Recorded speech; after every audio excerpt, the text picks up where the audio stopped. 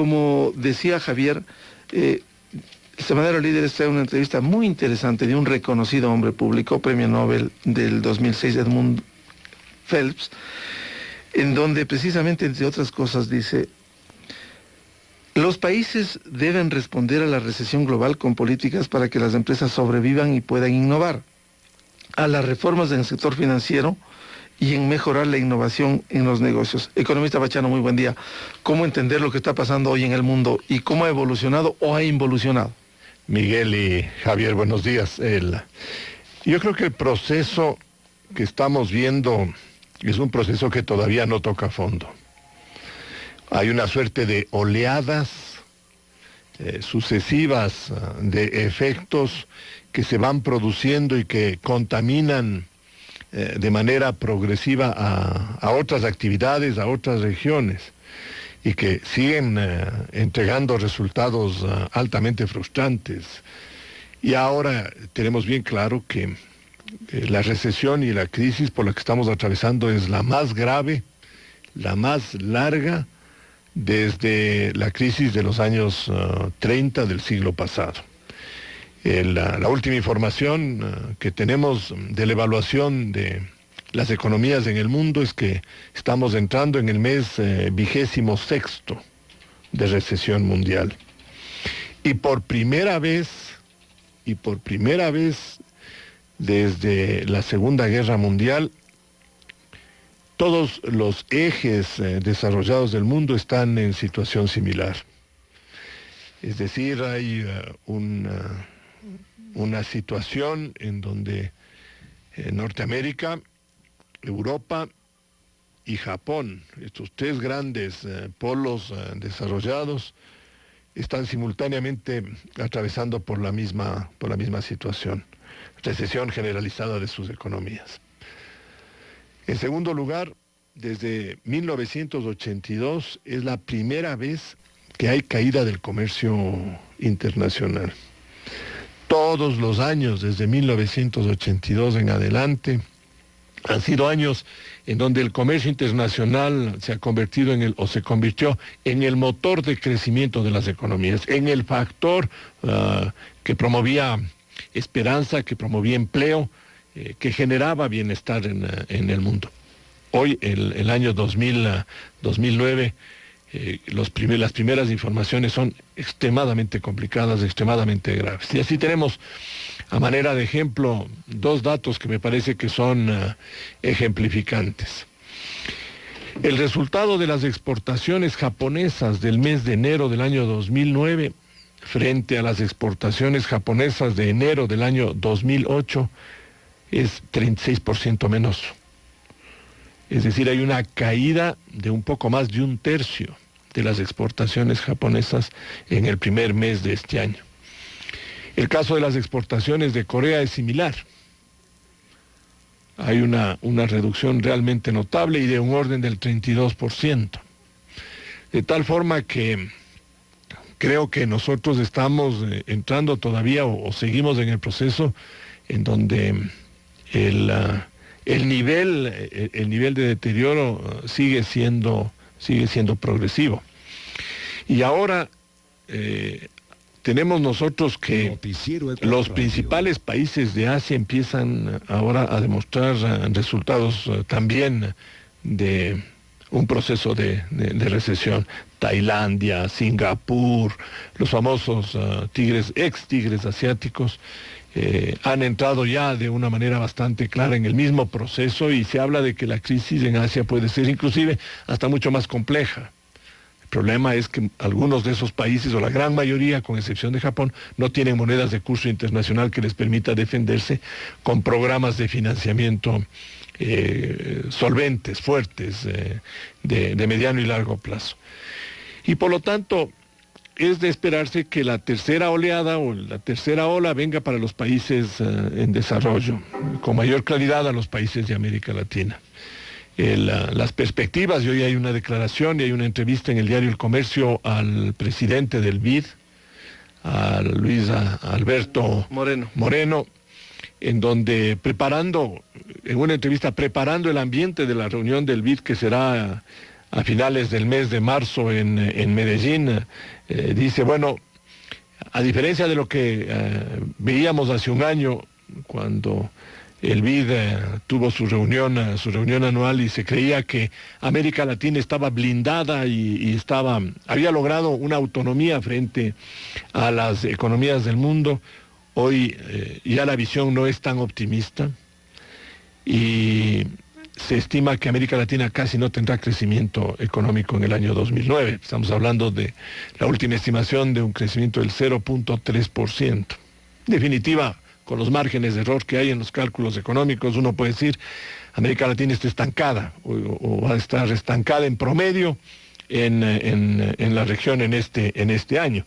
Y hay países como Brasil que anuncian una caída de su Producto Interno Bruto del 0.7%. De tal manera que el ambiente es malo, es un ambiente que va a multiplicar tensiones sociales, que va a generar más desempleo, a pesar de los enormes esfuerzos que hizo la región por mantener políticas económicas en la mayoría de los países, no en todos, políticas económicas altamente saludables y con, yo diría, decisiones que a la final les resultaron en verdaderos elementos positivos o en diques de contención de la crisis, como es la reducción de la deuda externa, el aumento de las reservas internacionales, el fortalecimiento del sistema financiero y el mantenimiento de políticas y fondos de estabilización fiscales.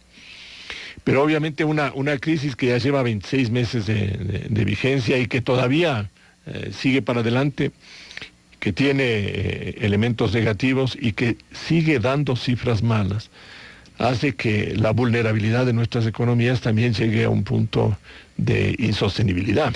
Economista Bachano, si como usted señala, no se ha tocado fondo todavía, si a esto sumamos que luego de estos meses de crisis que se ha acumulado, si no se puede obligar, por ejemplo, a los ecuatorianos que ya tienen problemas de desempleo en el exterior, que vengan las remesas del señor Phelps, dice precisamente, sería un poco loco decirles a las personas que están pasando situaciones difíciles en el exterior que deben seguir enviando dinero a su país. Si el año 2007 rebasó los 3.000 millones de remesas, el año 2008 cayó a 2.800 aproximadamente, esta caída va a continuar. Va a continuar, Miguel, porque es un tema estructural, producto precisamente de lo que estamos conversando.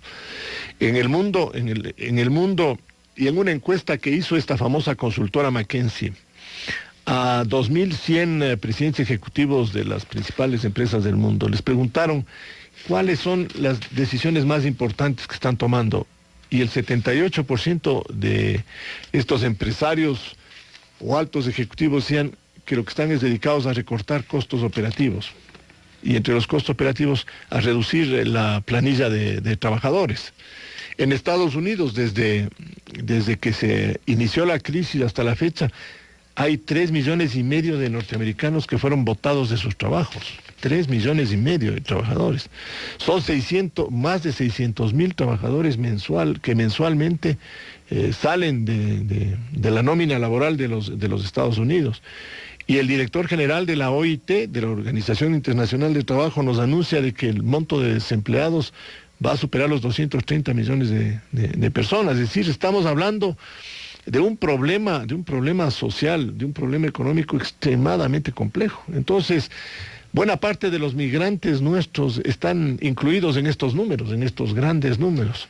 Y como consecuencia de ello, indiscutiblemente su capacidad de generación de ingreso está fuertemente afectada y eso se ve en la reducción de las remesas. Estamos estimando que este año caerá un 25% más las remesas de lo que cayeron el año anterior, que nuestras exportaciones tendrán una caída en promedio de un 25 y 30% y que como número referencial el Ecuador perderá en el año 2009 aproximadamente 6,000 millones de dólares de ingresos internacionales, producto de caída de exportaciones de petróleo, de exportaciones privadas, de remesas, y a lo cual hay que añadirle que la economía nuestra esté estrangulada en el financiamiento externo. Si no recibimos recursos externos por dos razones: uno, por la propia crisis internacional que ha generado enormes limitaciones en las facilidades de financiamiento de todo tipo de actividad económica y con mayor razón de las actividades de países que tienen problemas como el nuestro.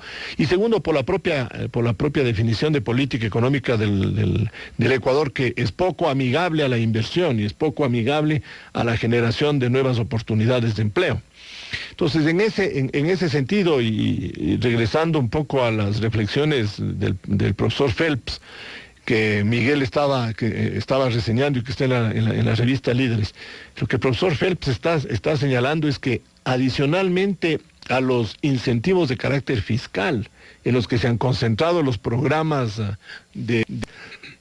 internacional, lo que hay es que buscarle incentivos a la inversión privada para que se puedan promover en un ambiente bastante difícil y con las limitaciones obvias con las que se va a encontrar este tipo de programas, pero dar señales para que empiece a tratar de encontrar ciertos nichos de oportunidad que contrarresten este proceso de achicamiento general de las economías en el mundo. Porque lo que todo el mundo está haciendo es reduciendo el tamaño de sus negocios, reduciendo los costos operativos y no está viendo nuevas oportunidades de inversión. Y en ese sentido, los gobiernos, especialmente de los países en desarrollo, en donde no tenemos una moneda de curso internacional sobre la cual podemos tomar decisiones independientes y autónomas. El Ecuador no emite dólares y consecuentemente no puede hacer muchas cosas ahí. Lo que le corresponde es balancear un programa económico, un programa de austeridad fiscal sumamente severo, cuidando, por supuesto, la prioridad que tienen los programas de carácter social en nuestra sociedad, pero eliminando todo tipo de inversión y de gasto que es prescindible y secundario y no es de responsabilidad básica del Estado. Segundo, de que las actividades privadas también tienen que someterse a programas de igual naturaleza. Tienen que ser mucho más cuidadosas en el uso de los recursos que tienen, en acciones de mejoramiento de productividad y de eficiencia.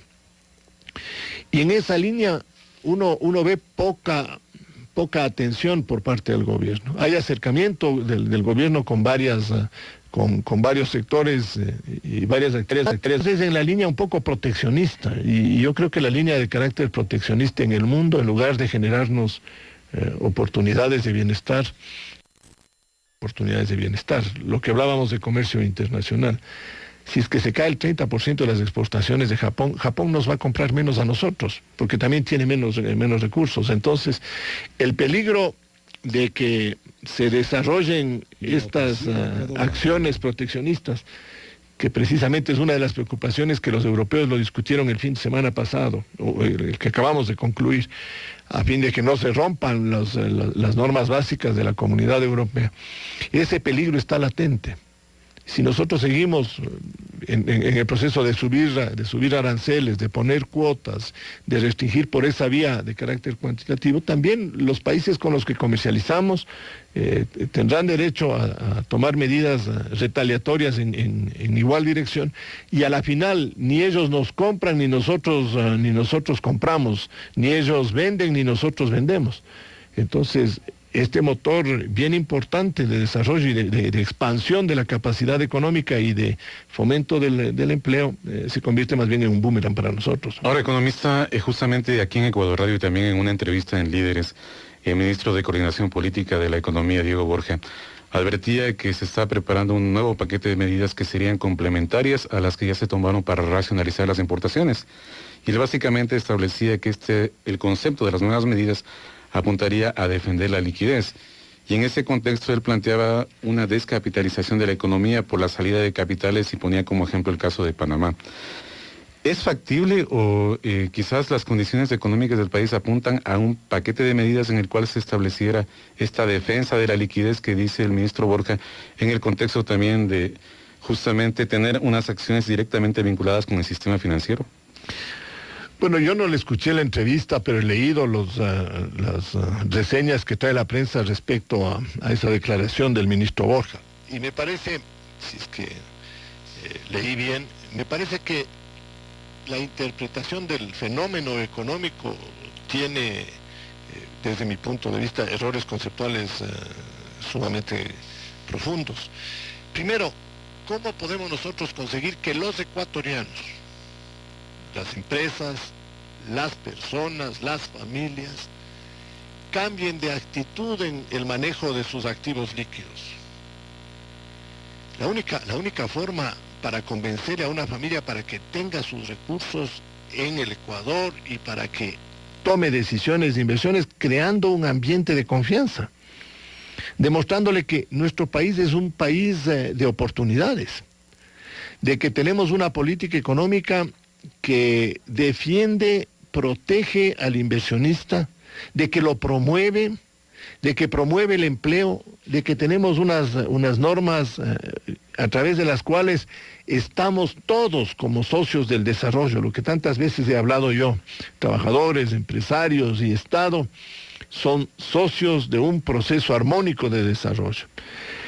En ese sentido, los recursos que los ecuatorianos tienen en el exterior pueden regresar realmente con mayor facilidad de lo que uno se imagina, porque ve precisamente de que se están dando condiciones favorables para el desarrollo de otros proyectos, para que se puedan crear más plazas, más puestos de trabajo.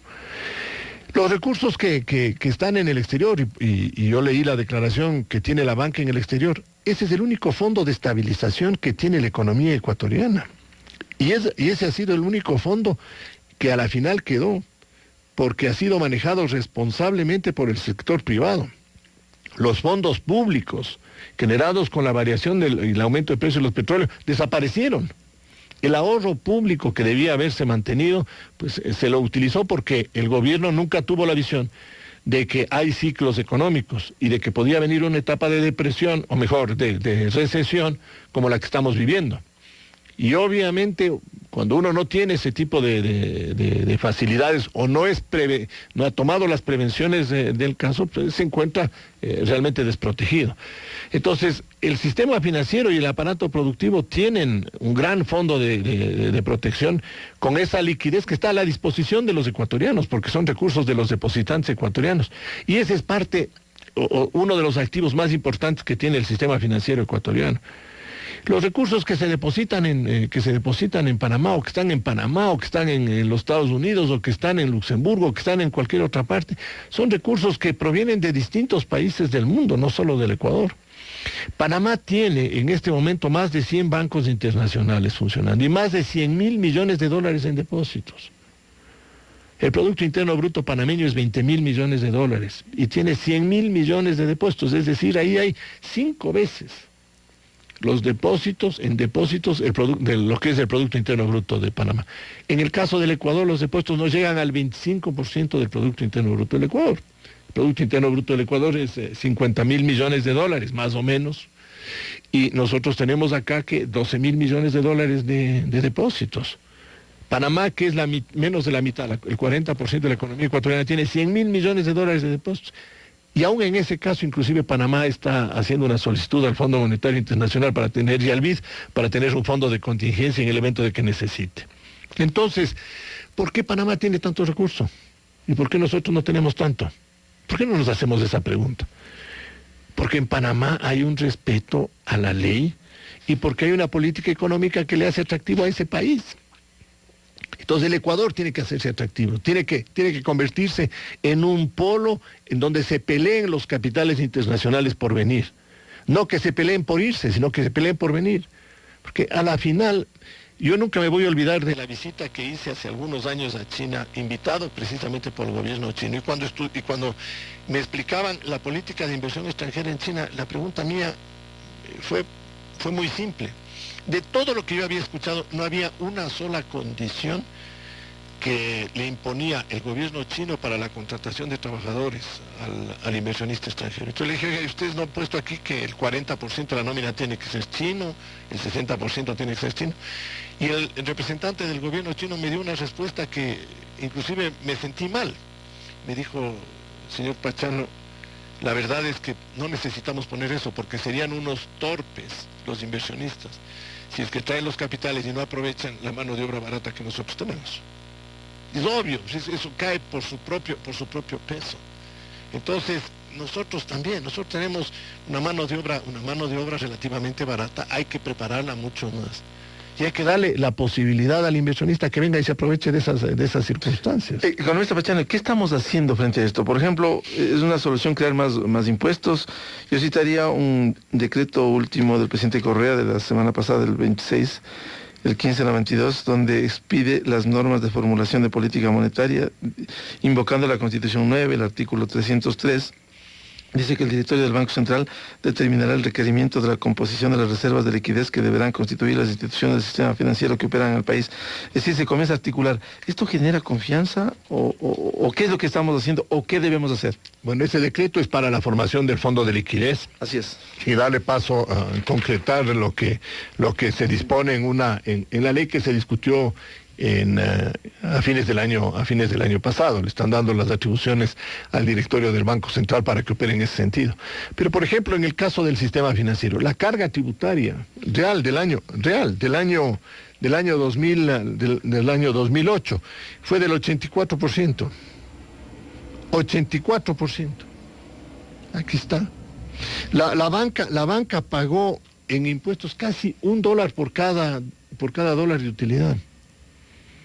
Entonces, es imposible que uno pueda tener un sistema productivo que sea competitivo y que tenga indicadores realmente comparables con lo que es la industria o la banca en términos internacionales, si a esa carga tributaria encima le ponen un impuesto a las tenencias de los activos en el exterior. Por ejemplo, ese es un impuesto que va en contra de lo que precisamente hemos venido hablando. Ese fondo de estabilización privado del sistema financiero nos ha permitido inclusive iniciar muy bien en la defensa de la estabilidad de la economía en los primeros meses del año 2009, porque la economía ecuatoriana tiene un déficit de la cuenta corriente y tiene un déficit global de la balanza de pagos.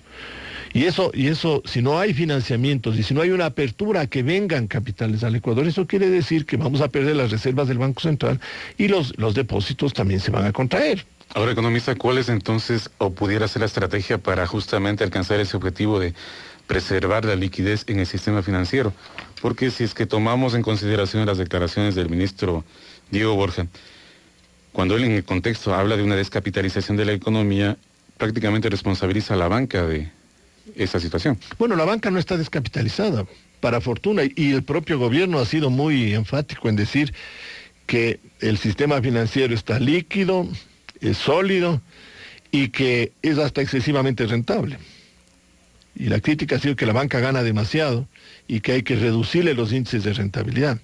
Yo creo que han cometido excesos algunos bancos y eso uno lo tiene bien claro.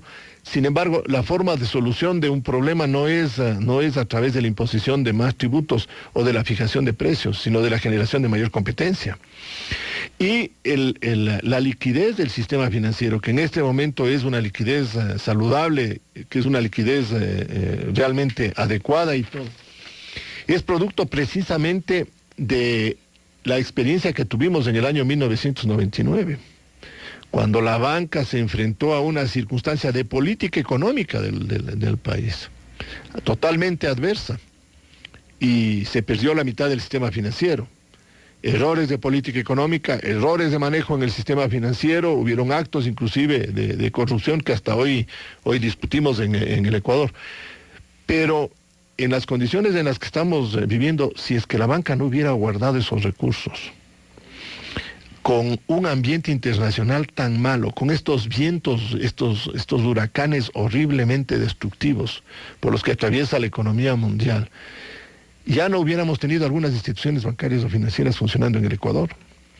De tal manera que hay que agradecer de que la banca fue en ese sentido muy cautelosa, extremadamente precavida y de que todavía tiene esos recursos en el exterior. Entonces, en lugar de gravarles a esos recursos, yo creo que hay que liberarles de todo tipo de carga tributaria, porque son el único seguro que tenemos para que funcione el aparato productivo en el Ecuador y para que el sistema financiero siga atendiendo las obligaciones que le corresponden. Eso no se está haciendo, no se ha hecho en mercados grandes como Estados Unidos desde la visión del Estado con el sector privado? No. Este tipo de tributaciones, el Ecuador es el único. Quiero decir, al revés, ¿no se está incentivando, no se está dando la mano desde el Estado al sector financiero? Ah, por supuesto, Miguel. Y no solo dando la mano, salvándole en algunos casos. Todos los días estamos leyendo. Aquí al revés. Nacionalizando inclusive bancos, pero con el criterio de manejarlos de una manera bajo las normas privadas, pero salvando, entrando a salvar a las instituciones con líneas de financiamiento de actividades productivas, líneas de protección de los depositantes y capitalización de la banca, es decir, en las tres vertientes. No, acá hay un acercamiento hecho con el gobierno y en una reunión que tuvo con los directivos de la Asociación de Bancos, pero esperemos del tiempo a ver qué dice, si es que se puede concretar algo. Pero la verdad es que mientras subsista el déficit en el sector externo, la banca no va a tener un ambiente positivo para poder incrementar los depósitos. Y ahí entonces la pregunta que uno hace es, ¿por dónde uno debería trabajar? Uno debería trabajar en la línea de hacerle atractivo al endeudamiento externo privado. Es decir, de ofrecerles a las empresas una serie de beneficios tributarios o de alivios tributarios si se endeudan en el exterior y traen capitales de allá. Porque lo que nos interesa a los ecuatorianos es compensar esos 6.000 millones de dólares que perdimos o que estamos perdiendo por la caída de las exportaciones, por las caídas de las remesas. Y tenemos que sustituirlo con otras cosas para que no haya más desempleo. Ahí, por ejemplo, me parece que es un error y es un tema que el INEC tiene que corregirlo, pero suspendió la publicación de desempleo. La tasa de desempleo del mes de enero no nos han informado a los ecuatorianos. Y ahora nos dicen que nos van a dar las tasas de desempleo trimestralmente. Cada 3 meses. Y eso realmente, en las condiciones en las que estamos viviendo, en donde todos los días se alteran los mercados internacionales, como veía y decía Miguel, el Dow Jones está en 7.000 puntos, cuando hace 2 años estaba en 13.000 puntos, es decir, tiene una caída del 45-46%. Y mañana tenemos otros fenómenos que nos siguen impactando a la economía ecuatoriana. No es posible que en el Ecuador las instituciones que están obligadas a darnos información periódica, como es el INEC, ahora nos diga que no nos va a dar esa información. Nosotros sabemos que el dato de desempleo del mes de enero es realmente muy malo, porque esa información se filtra, aunque no lo quiera el director del INEC, pero no lo quieren publicar y con eso creen que pueden salvar la solución del problema de la política económica. ¿No? Sí, de ninguna manera, si las decisiones se siguen tomando y con menos información hay más incertidumbre. Economista Pechano, ¿cuán preocupante es hoy el Semanario Líderes cuando se refiere al diálogo con el gobierno y hace un balance de la situación financiera? Dice que entre noviembre del 2008 y febrero del 2009 los depósitos en la banca privada se redujeron en 570 millones de dólares. Sí. ¿Cuán preocupante es esto? Es preocupante, Miguel, porque va en la línea de la contracción de la economía, producto precisamente de estos desequilibrios. Si el país va a perder 6.000 millones de dólares y no tenemos una fuente completa de financiamiento de eso, digamos que de los 6.000 millones vamos a conseguir 3.000 millones, 2.500, yo no sé qué cifra. La verdad es que es muy difícil aventurar.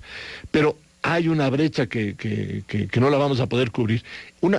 Una parte de eso será caída de depósitos y otra parte va a ser pérdidas de reservas del Banco Central. De tal manera que en ese ambiente el mantenimiento de la liquidez del sistema es muchísimo más importante todavía. Y el país y el gobierno deben tener presente de que esa ha sido una decisión acertada del sistema financiero ecuatoriano. Porque hoy día los depositantes no están preocupados sobre la estabilidad del sistema porque saben que hemos sido precavidos en cuidar sus intereses, más allá de lo que le conviene al propio sistema, porque cuando uno hace un análisis frío y dice, entre obtener una rentabilidad del 1% con lo que tenemos en inversiones en el exterior, porque eso es lo que el sistema está obteniendo en el exterior, es decir, por mantener los recursos líquidos de los depositantes en el exterior, la banca recibe un 1%, o obtener el 10%, el 12% prestando en el Ecuador, ese 11% de diferencial es realmente el costo y el sacrificio que tiene el sistema financiero para asegurarles a los depositantes que sus recursos están ahí, a salvo. Porque si hubiéramos prestado esos recursos y mañana se producía una caída de depósitos como lo que acaba de mencionar Miguel, no hubiera habido posibilidad de devolverles. Ahora, economista, en el tema de la liquidez también, ¿cuánto va a afectar al sistema financiero?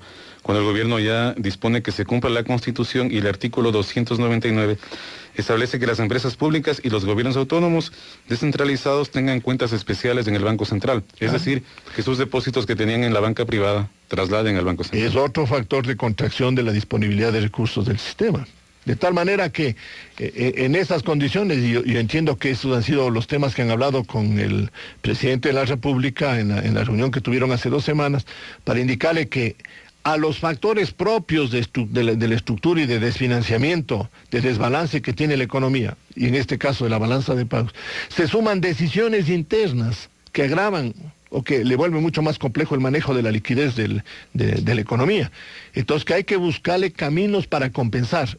Entiendo que el gobierno está consciente del tema y de que están revisando la forma como deben actuar, porque esa disposición del artículo 299 de la Constitución, cuando la economía está trabajando en una etapa expansiva, no hubiera sido ningún problema el cumplir, pero en una etapa de contracción y de reducción de disponibilidades puede tener efectos realmente demasiado negativos. Y en ese sentido, me parece que el editorial de la revista Líderes, al hablar sobre la reunión de la banca y el gobierno, objetiviza la necesidad, uno, de que el gobierno debe tener buenas relaciones con todas las actividades que se desarrollan en el país, con los trabajadores, con los empresarios, con las actividades productivas, con las actividades no productivas, con los medios de comunicación, con los otros sectores políticos. Hoy más que nunca, estando en una crisis, los ecuatorianos deberíamos estar unidos todos, tratando de aportar con ideas para que el país tenga el menor costo posible con esta crisis. Y el ambiente no debería estar tan encrispado como lo está. Lamentablemente hay un nuevo proceso electoral en el medio, que hace que las relaciones humanas y las relaciones institucionales se vuelvan muchísimo más tensas y menos convenientes para el interés de todos nosotros. Pero eso no va a contribuir en la línea de enfrentar la crisis. Así es. Ese es otro conspirador. Las elecciones es otro factor conspirador. No es que estoy en contra de la democracia, cuidado, vayan a pensar de esa manera. Pero, bueno, ya vamos con un proceso de 2 años de elecciones y referéndums y decisiones que obviamente nos distraen del cumplimiento de las obligaciones primigenias y fundamentales que tenemos cada uno de nosotros dentro de la sociedad. Vamos a entrar al 3er año, 2006 elecciones, 2 vueltas, 2007 referéndum, 2008 constitución, referéndum aprobatorio y 2009 elecciones generales. Así es. Y ahí seguimos. Entonces, y después vamos a tener en junio otras elecciones. Y luego el calendario electoral de la nueva Constitución es terriblemente complejo, porque hay autoridades de 5 años y hay autoridades de 4 años, de tal manera que el molino de elecciones es un molino complejo de organizar. Bien, al economista Abelardo Pachano Bertero, gracias la presencia aquí en Ecuador Radio por ilustrarnos en un tema de capital importancia como es la situación económica y financiera y sus perspectivas. 7:43 minutos, ya volvemos para analizar el tema.